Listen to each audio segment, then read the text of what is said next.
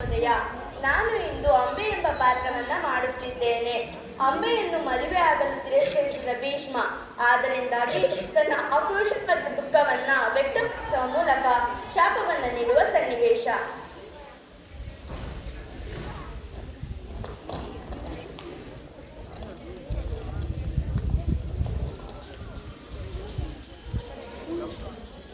ಭೀಷ್ಮ, ನಿನ್ನಿಂದಾಗಿ ನನ್ನ ಬಾಳು ನರಕವಾಯಿತು.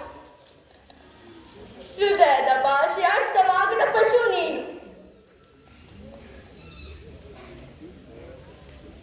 ನಿನ್ನ ಈ ವರ್ತನೆಯಿಂದ ಹೆಣ್ಣು ಅಲ್ಲದ ಗಂಡು ಅಲ್ಲದ ಮತ್ತೊಂದೆನಿಸಿರುವೆ.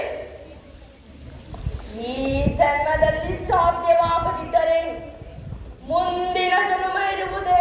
ಆದರೆ ಹೆಣ್ಣು ಅಲ್ಲದ ಗಂಡು ಅಲ್ಲದ ಮತ್ತೊಂದಾಗಿ ಬಂದು ನಿನ್ನನ್ನು ಕೊಲ್ಲುತ್ತೇನೆ ಭೀಷ್ಮ. ಬದುಕಿನಲ್ಲಿ ನನಗೆ ಉಳಿದಿರುವುದು ಒಂದೇ ಒಂದು ಆಸೆ, ನನ್ನ ಹರಿಯಾದ ನಿನ್ನ ಕಾಣುವುದು. ಸೂರುತ್ತಿರುವ ಅಗ್ನಿಕುಂಡದಲ್ಲಿ ಬಿದ್ದು ಧನ್ಯಳಾಗಿ ಹೋಗುತ್ತೇನೆ, ಧನ್ಯಳಾಗಿ ಹೋಗುತ್ತೇನೆ, ಧನ್ಯಳಾಗಿ ಹೋಗುತ್ತೇನೆ.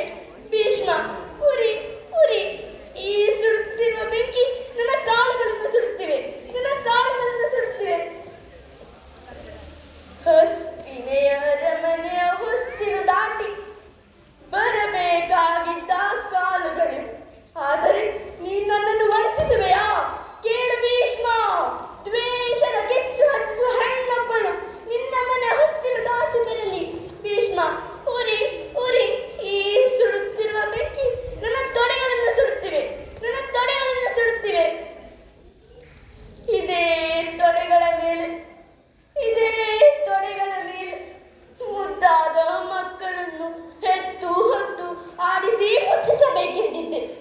ಆದರೆ ನನ್ನೆಲ್ಲ